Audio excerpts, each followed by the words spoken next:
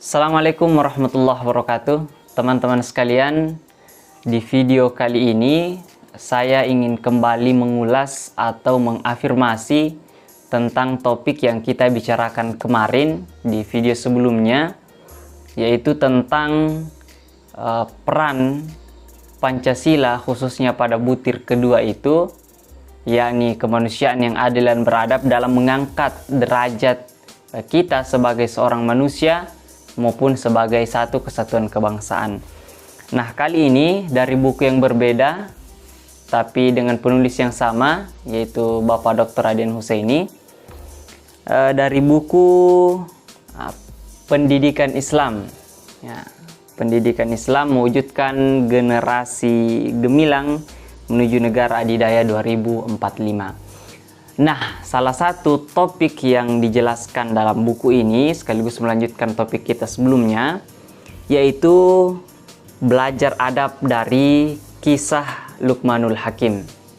Nah, dalam kitab Adabul Alim wal Muta'allim karya Kiai Haji Hashim Asy'ari, dikutip dalam buku ini, beliau menyebutkan bahwa Imam Asy-Syafi'i rahimahullahu ta'ala menyatakan bahwa beliau mengejar adab itu seperti seorang ibu yang mencari anaknya yang hilang. Ya, nah, di sini disebutkan beliau mengejar adab seperti seorang ibu yang mencari anak satu-satunya yang hilang. Jadi begitu penting masalah adab ini. Nah, menjadi pertanyaan bagi kita, apakah saat ini dunia pendidikan kita, baik madrasah maupun sekolah negerinya, sudah menerapkan adab ini? Karena ini adalah sesuatu yang sangat penting, sesuatu yang sangat fundamental menjadi landasan dalam pendidikan kita. Nah, kita lihat atau kita telah sampaikan sebelumnya bahwa adab itu adalah pandangan yang betul atau sikap yang betul terhadap segala sesuatu sesuai dengan ketentuan Allah Subhanahu wa taala. Nah, menurut Prof. Nakib Alatas, bahwa adab itu adalah right action atau aksi yang benar. Jadi adab itu bukan semata sopan santun seperti kita sampaikan di video sebelumnya, tetapi adab itu adalah sopan santun Islami dalam tanda kutip gitu ya.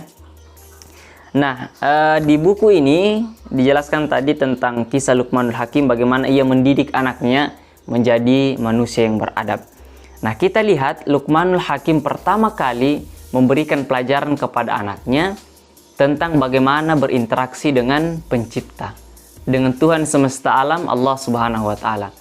Kata Luqmanul Hakim kepada anaknya, "Ya bunayya, la tusyrik billah." Ya, wahai anakku, janganlah engkau menyekutukan Allah Subhanahu wa taala. Dan inilah pelajaran yang paling berharga, bahwa adab itu atau pengajaran adab itu adalah pengajaran kepada peserta didik, kepada anak, kepada siapapun yang berada dalam pengawasan kita, tentang bagaimana seharusnya kita menempatkan diri dalam tatanan yang wujud itu. Itu ya. Dan Luqmanul Hakim mengajarkan kita tentang hal tersebut. Nah, saking pentingnya adab ini, teman-teman sekalian, di sini ada nasihat dari mana tadi ya? Nasihat dari Ibnul Mubarak, seorang ulama yang mengatakan bahwa porsi adab itu dalam Islam adalah 2/3-nya. Kata beliau, kadal adabu yakunu sulusaidin.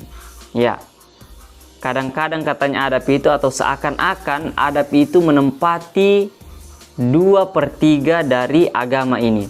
Karena itu Ibnu Mubarak mempelajari adab ini selama 30 tahun, lalu belajar ilmu selama 20 tahun. Nah, kita lihat demikianlah ulama-ulama kita belajar tentang adab itu ya. Dan sekali lagi, adab itu bukan tentang sekedar bersopan santun, berbaik kata, bertutur kata yang baik, bukan. Tetapi yang paling penting adalah bagaimana kita menempatkan sikap kita sesuai dengan kehendak Allah Subhanahu wa taala. Jadi kalau kondisinya menghendaki kita untuk marah, maka dikatakan beradab jika saat itu kita marah, gitu ya. Nah, jika pada saat itu kondisinya mengharuskan kita untuk memberikan empati kepada orang yang lagi berduka, maka dikatakan tidak beradab jika kita mencelah misalnya. Nah, demikianlah pelajaran tentang adab ini, dan sekira ini adalah pelajaran yang perlu kita ulang-ulang.